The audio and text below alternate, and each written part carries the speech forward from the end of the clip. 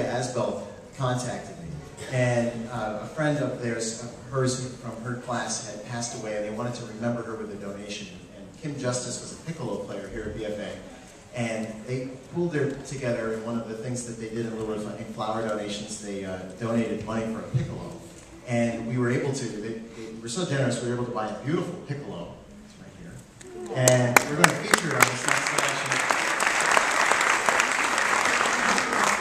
And we I want to introduce Mr. Vern Colburn, who is my predecessor here at BFA, not predecessor, my predecessor here at BFA, and was the band director, her band director, and he's going to say a few words about her.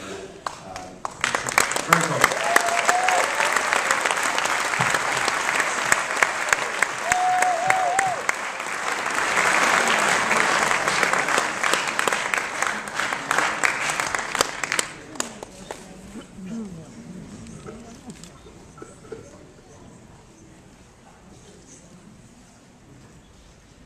First of all, I want to pass on, I had a long conversation with my son Michael last week. He was so impressed with how St. Albans hosted this festival and the treatment he received. Michael does a lot of guest conducting now across the country and around the world. And he said this was one of the most exciting festivals that he ever participated in. So I thought that meant a lot from him.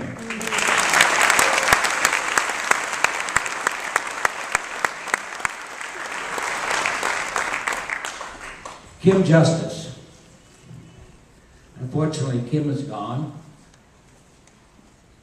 Kim Justice was my daughter's best friend, and she's also gone. And I hopefully they're together in heaven. But huge story about Kim. In high school, we probably, I'm thinking 1971, we used to do a lot of exchange concerts. We would go to different states, even different countries.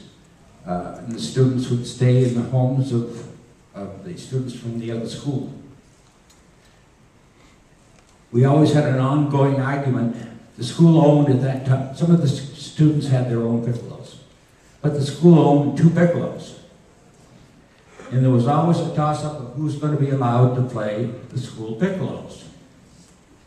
And so I thought it very amusing that this piccolo was given in Kim's honor. And these poor girls that this exchange concert we did in 1971 was in Keene, New Hampshire, and that's my hometown.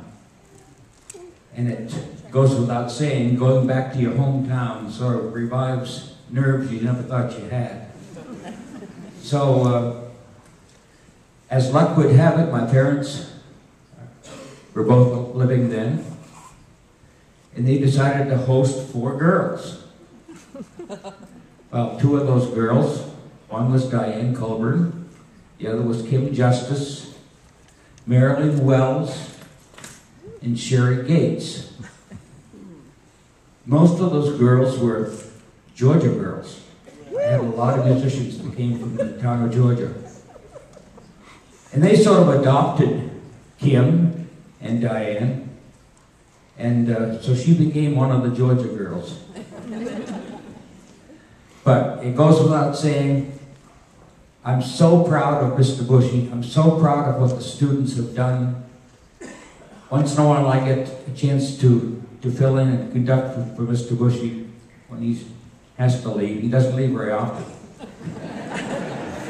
But it's always a pleasure for me to come back to these magnificent facilities. Where were they when I was teaching? That's what I keep asking myself.